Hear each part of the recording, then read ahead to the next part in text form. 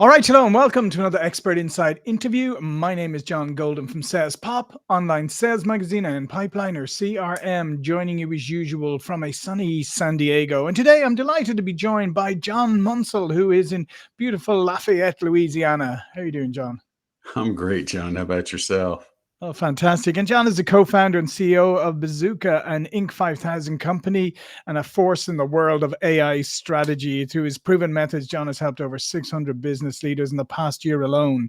His frameworks, AI strategy, Canvas, and the scalable prompt engineering are transforming AI implementation across businesses. Oh, I see, and it become a mandatory part of LSU's AI curriculum. Very good. And that's what we want to talk about today. We talk about how AI is being adopted, implemented within organizations, because you hear a lot of, obviously people are talking about AI. There was a big wave about 2 years ago, then it kind of lulled a bit, then another big wave, like we're in another big wave. And one of the things is alignment in an organization around AI. That can be quite a difficult thing, because you have some people who are skeptical, some people who are all on board in it, some people who just want to grab every tool they see, shiny new toys, all of that, and it has the potential to become a little chaotic. Yeah, without a doubt, it does. First, let me say thanks for having me on. I appreciate it. I love what you do and love the people you talk to. So it's good to be in that mix. But yeah, I mean, the thing that we have noticed over the last 2 years is that in an organization, and this is the surprising thing, because when you read the stats out there tell you, oh, 87% of all businesses are starting to adopt AI. Hmm. And then when I'm speaking in front of an audience of 100, 200, whatever, 100 people, and I ask them to raise their hands, who's actually using AI, the number is actually somewhere around 7 to 8%, Mm. the opposite of what you read. And what you find is that everybody in the organization who's using it is probably just tinkering around with it. Yeah. The majority of them. You Yeah. might have the IT department wrestling with it or whatever. But in larger organizations where you might have dozens of people or hundreds of people playing around with AI, they're either playing around with the tools that IT has said, here's your playground. You can mess around in that sandbox, or they're using their own ChatGPT account. And Hmm. in that case, and I'm singling out ChatGPT. We Sure. focus on tools like ChatGPT, Claude, Gemini, Perplexity, et Yeah. cetera. But those generative AI tools are what the vast majority of the workforce are going to be using. The problem is virtually everybody is self-taught. Yep. And if everybody's self-taught, then they all have different processes. They all have different methodologies. They've all probably watched YouTube to figure out how to write a prompt, and all of that information is wrong. That's the problem. So the key is, how do you get everybody in the organization, if you want to get some sort of unity going, if you Hmm. want to get a true AI strategy, um, and what we call an AI first mentality in the organization, the first thing you have to start with is getting everybody to understand it from the same level. We call that speaking the same Yeah. language. And just on that, because I think you're 100% correct. I think there's people using the tools in the organization, but they're using them, individually at different levels. And I guess in some ways, there's lots of different reasons why that's the case. But some of it is definitely around, people being a little resistant, being a little bit fearful, and as you said, not really understanding, and I think in some ways, kind of hoping. I think there's even some people hoping that this doesn't amount to what it's going to, what it likely is going to amount to. So you've got a lot of different kind of attitudes that you have to deal with. Yeah, for sure. You have so I mean, it also depends on the size of the Sure. organization, right? The bigger it is, the more you're going to have handcuffs on you. The smaller it is, then you might have a CEO who's a little bit scared. Hmm. Um, and typically, what is you'll see a marketing department take it on first, right? Hmm. Because they're using it primarily for content creation. And then at that point, somebody else goes, "Oh, wow, that's kind of interesting."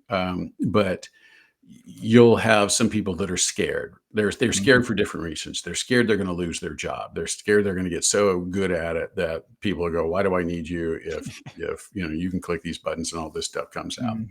So there's a lot of fear.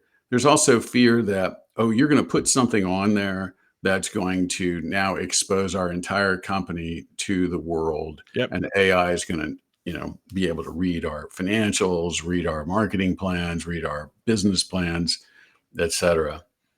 All those are pretty well founded, which is Mhm. why we want to start people off the right way. We want to teach them safety, security, ethics, and privacy using AI before we even let them loose in the sandbox. But then once we let them loose, we want to make sure they know the rules of the game. We want to make sure they know how to play the game. We want to make sure that they use it the same way. And we use a tool we developed called the AI strategy canvas. And it just aligns everybody, as you were saying at the beginning, Mhm. it aligns everybody in their understanding of how to use AI, how to develop strategy, how to have interdepartmental conversations about how you build an AI tool or some sort of an AI agent to execute. Mhm. And then when they all see that and they understand how everything fits together, then we take it down a deeper level, and that's at the execution level where Mhm. you're actually creating prompts. And so you Right. use the AI strategy canvas to structure your prompts in what we call scalable prompt engineering, which means that these bits of information that you see in the blocks are bits of information that you either need to have present in your prompt or Yep. present in documentation that your prompt is Mhm. accessing, right?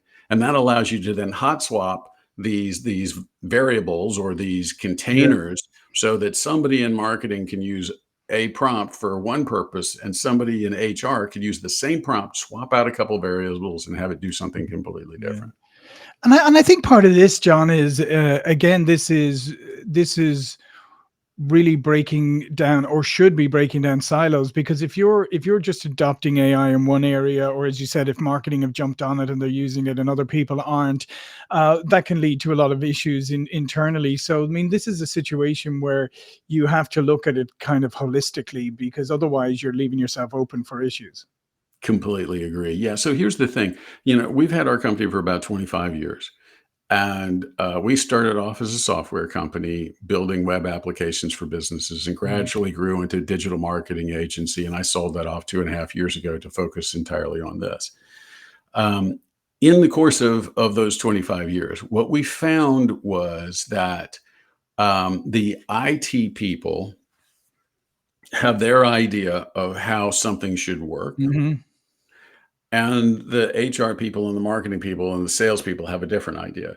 You get those two in the same room, and you've got baking soda and vinegar trying to Yep. get together, right? Oh And yeah. so they get frustrated at each other. And so what you end up doing is you have marketing that says, "I'm not going to call IT because they don't know what they're talking about," and IT is going to Mhm. go, "I don't want to deal with those people because they don't know how to operate stuff." The beauty about dealing with working with AI from this thing that we call the AI strategy canvas is that everybody now knows what the other person needs to know about their operation in order to create something that works for everybody. Mhm. So it unifies that discussion and it simplifies that discussion and it creates an atmosphere over time where everybody wants to do it because they see just how much how better the conversations go and how better the execution goes at the end, right? So Mhm. you don't have that headbutting.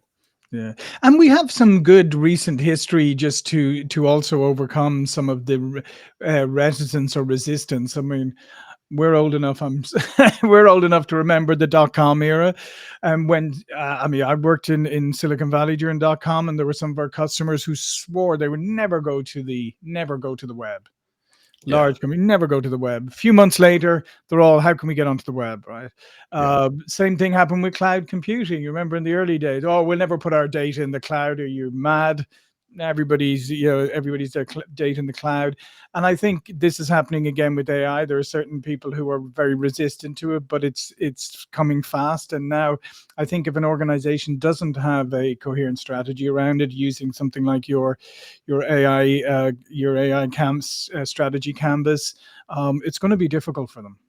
Oh yeah, yeah, without a doubt. And that's, I was kind of painting the scenario the other day. I was a keynote speaker in a talk, and at the very beginning, what I was trying to get across to them is every CEO's nightmare, which is first they start to use AI, Hmm. and their whoever it is that's using it comes back and says, "Hey, this report that used to take me 2 weeks, I can now get done in 6 hours." Hmm. And they're like, "Whoa, that's amazing." And then they come back and they say, "Hey, I can get this thing done that used to take me 3 days. I can get it done in 30 minutes." All right. So now you're sitting here going, "Ooh, we can enjoy some really good margins, right?" Hmm. And so now you enjoy the margin, but then you're realizing, the only way I can fill that employee's time is by selling more. Yeah. All right. Now I gotta figure out now how to sell more. And so I'm going out there and I'm selling more. And now all of a sudden a competitor figures out what I'm doing, but instead of them trying to sell more, they cut their costs because they're rather than enjoy a decent margin, they're going to cut their costs. And now all of Hmm. a sudden I have to compete on that. And so then you get into this deal where competitor three now sees what y'all are doing. That competitor starts to use AI, and that competitor not only cuts costs but cuts personnel. All right. And so now you have to go back and you go, "Ooh, now I need to cut personnel." And when that happens in a really mass scale, then you have a whole lot of people cutting jobs. That's a whole lot of people without jobs who are Hmm. no longer, they have the disposable income to contribute to the economy. So now your market potentially contracts. Hmm. And then when your market contracts, it becomes this constant eating away where it's price, people, price, people, and it's a race to the bottom. That's where everybody's big fear is with AI. How do we prevent that to happen? And then everybody's like, well, oh, new jobs will appear. Hmm. Okay, well, everybody says that, but everybody also says there's going to be a dip, fellas. Yep. There's going to be a dip, right? And we went through it with the dot-com bomb. We watched Mhm. all that, the hype, and then all of a sudden there was one hell of a dip. It That took was 10 years to get out of that hole. Yeah, yeah, that was, and it was quite an experience. I'll tell you, it's quite an Yeah, experience to see, to driving down the 101 to work in San Francisco on the way down to Silicon Valley, and watching all these dot coms go up and new dot coms appear on buildings, and right. then just as quickly watching all the signs come down again. I'd never seen anything like it. It was quite bizarre. But you're 100% correct. And there's another company. There's your fifth company. It's the one that decides to start up and not leverage and use like Upwork and leverage contract resources and AI and everything, and build up a very, very scalable business with a very low cost base.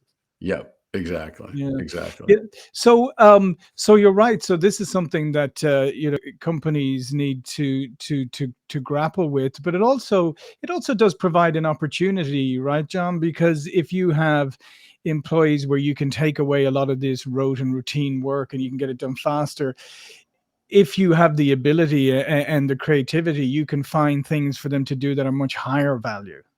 Yeah, that's the hope and the Yeah. promise, right? Hmm. But either way, there's not a whole lot of those activities in an organization that aren't already filled with a person, Hmm. That's right? true. That's the real problem. The thing that I think if you're an employee and you want to cement your job, the thing that will keep you in your job, there are 2 things. First of all, AI skills, know how to do it better Hmm. than anybody else. But second of all, you have to know what excellence looks like. Right. That's the thing that I keep preaching to everybody. Look, if you don't know what excellence looks like, you will always get average or below out of generative AI tools like ChatGPT. Hmm. So what do I mean by that? I mean, if you're a copywriter, you need to know what excellent copywriting is. If you're a direct response copywriter, you Hmm. need to know what that is. AI doesn't know. Yep. AI has been schooled on the universe's copy. right? And that's why you keep seeing it say, I hope this email finds you well. Words like skyrocket and delves and all this other crap, right? Yeah, yeah, But wait, there's more, right? yeah. All of those things, it's been schooled on really garbage content. I know this because we've built probably 2 or 3,000 websites in our day. Right. And what would happen inevitably is the client would say, okay, I need to cut the budget. Okay, guess what they wanted to cut first? Copywriting. We'll write our Mhm. own copy, they Yeah, say, yeah. Mhm. right? And so you get a CEO out there writing copy. CEO doesn't have copywriting experience. So you got a website that has bullet points and no copy, and they're just like, oh, this is just an electronic brochure. We just want people to know we have one because we're Yeah. supposed to have one. So ChatGPT, et cetera, is schooled on absolutely garbage copy without the ability to discern what works and what doesn't. So if you want to be um, kept in your job, that's what you need to know, right? And I'm just using copywriting as Yeah, an sure, sure, example. sure. But if you're in the finance space or in the HR space, or if you're in any position of leadership or decision making, you have to know what excellence is. And then you are in a position, if you really know how to prompt correctly and you know how to gather the right information to feed the AI, then you're going to start to get excellence out of it and you'll get it in seconds. Yeah. That's where the rubber really hits the road. No, and I think that's a really excellent point, because I think unfortunately a lot of people assume that that AI is, when you're using ChatGPT or Perplexity or whatever, that they know better. Yeah. And Right. as you said, they know what they know based on what they've learned. And when you have Right. that amount of stuff thrown at you, yeah, you say, give me a marketing email. Well, marketing for what? For where? Right. To whom? To what kind of? Yeah, You're who's going to be opening this thing, Yeah, right? so and if you don't do that, then you're going to get something, you're gonna end up spending as much time rewriting or having a, no, give me a different product, give me a different version, give me that you might Yeah, as well have go back and forth and back and forth and yeah, back you and might as forth. well have Yeah, wrote it yourself in the right, first place. right. Tell me this, John. Well, the big thing, I think, the big game changer coming is, I mean, it started already, obviously, but it's AI agents. Yeah, yeah. And just explain to the audience AI agents and what difference they're going to make and why they're different from chatbots. Well, so let's kind of back up a step because the AI agents are running, and a lot of people haven't even figured out how to walk. They're still trying to crawl. Okay. So, I mean, an AI agent is going to be a tool where you just say, hey, I want you to go do X. And it connects all the different parts that are needed in order to do X. So it might be that it'll dial up somebody, ask a few questions, take that feedback, do something else with that feedback. I'm getting really, Sure. big into an Mhm. agent.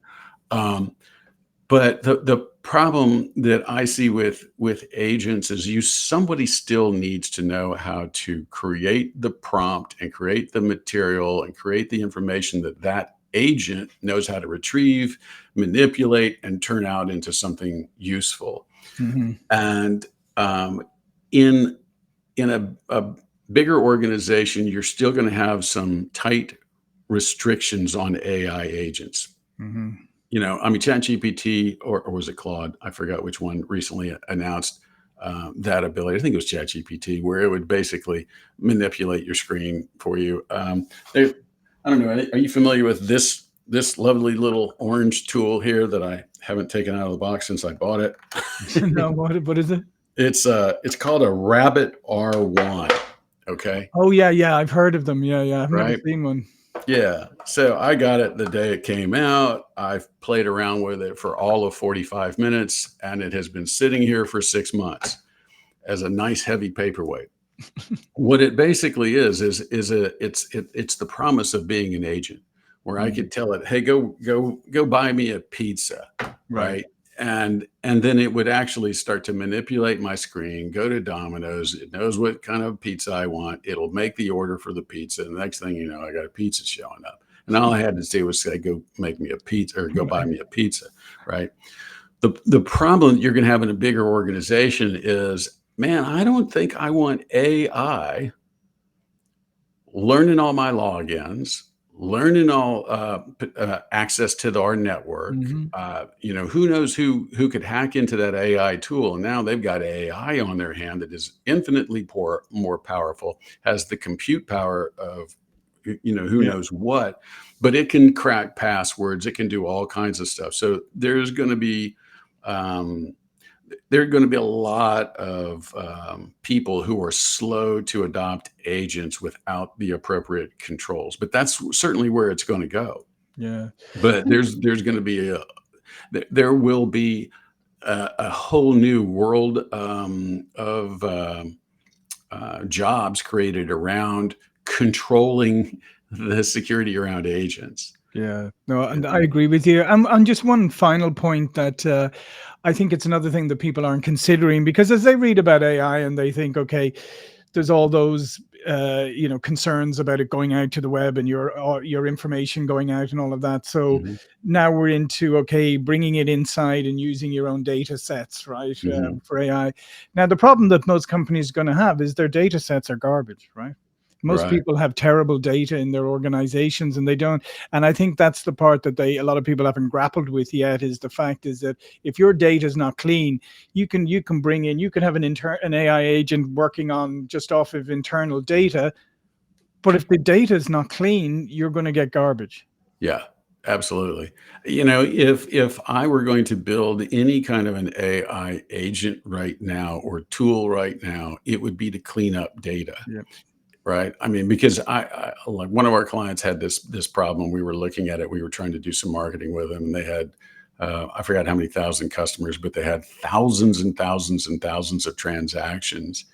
And I started to look at it. I was like, "Oh man, this is a treasure trove, man. We Mhm. could we could find trends, we could find new markets, we could do all that stuff."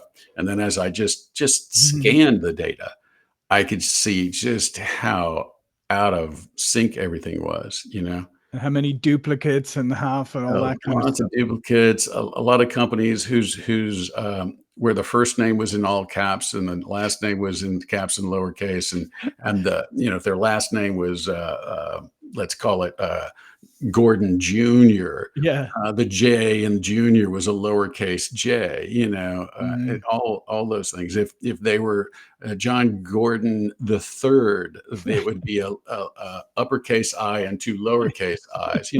All that kind of garbage. It Mhm. just really messes stuff up. But yeah, that's got to be cleaned up. Yeah, so I think that's a consideration for anyone listening. Before you get too carried away with the stuff that you can do, you might want to start taking a look at your data. That's why we Yeah, put a duplicate checker into Pipeliner recently, is to help people yeah. with that so that it won't Yeah, work. no, brilliant idea. That needs to happen. But here's the other thing that I think if people would start by using Claude or ChatGPT and building a project in Claude or Mm, a custom GPT in ChatGPT, and they would know what kind of data to create to put in those things, because sometimes it's just like for mhm. instance, let's talk sales for a second. In order for us to communicate well for our prospect, it would be great if we had a persona, or we knew what our top three personas were, Mhm. and we had a really rich documentation about who they are. And so then we can take our AI tool and have it write stuff that appeals directly to our persona, as opposed to not having that and then relying on the global data that is ChatGPT to write something very generic sounding. Mm, So you need to know how to produce that documentation. And the cool thing about AI is, like, if you've ever worked with an agency, the agency will charge you an arm and a leg to create a persona for you. sure. And guess what? That sits in a brand book that they never Mhm. touch, they never access, they never do anything with, but they charge you a lot for it. Mhm. AI, on the other hand, actually uses it, and it's amazing the difference when you actually pull that together and you give it enough detail. When you give it some serious detail, the stuff it'll write is great. And to Mhm. take it one step further, and this is all, you can all do this inside of a custom GPT. I am working on a proposal for a giant seven-figure deal right now. All Mhm. right. The two people that are the decision makers in there, I've had multiple conversations with them, and we do them over Zoom, and we have AI note takers present in there. And what I did was I built a GPT that would analyze those transcripts and build disc profiles and Enneagram profiles on the people in those conversations. And Mm. then I took those profiles and I would analyze my proposal as if I made AI become those people and Mm. read my thing and tell me to poke, and I wanted it to poke holes in my Yeah, yeah, proposal yeah. based on who they were and what was important to them. And I went through that iteration 3 times to create all of this work. But that's the only way to do that is to have enough data, as you Mhm. put it, right, or just information to where AI can analyze it and make some assumptions. Mhm. But being able to do that as a salesperson Oh, and then yeah. refine your own proposal before you pitch it is invaluable. No, 100%, and I think that's going to make such a big difference. And I think we're going to expect it going forward. We're going to expect that level of personalization. They Yeah. called hyper personalization or whatever. Anyway, listen, John, this has been fantastic, super insightful. All of John's information will be below this video. But before we go, please do tell me a little bit more about you and Bazooka. Oh, well, yeah, thanks. So, we're a 25-year-old company, but we're now exclusively just teaching businesses how to create a culture of AI first thinking, and we call it ingraining.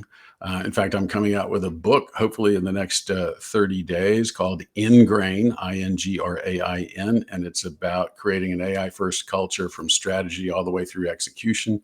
And actually, if you're up for it, John, I will give any of your listeners a copy of that book for free.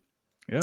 All they have to do is mention that they saw me on your podcast. They just go to bazooka.com/ingrain, tell them that they came from Sales Pop, and I'll send them a copy of the book for free when it comes out. That helps you out, and it Yeah. helps me out because I need the pressure to write the book to finish Yeah, there writing. you go. There you go. And when the book comes out, maybe in a couple of months or so, you come back and we'll discuss the book together. How about that? Hey, I'd love it. Yeah, that'd be great. That'd be awesome. All right. Well, listen, thanks again, John. Thank you for watching and listening. And I'll see you all again very soon. Thank you. Thanks, Jim.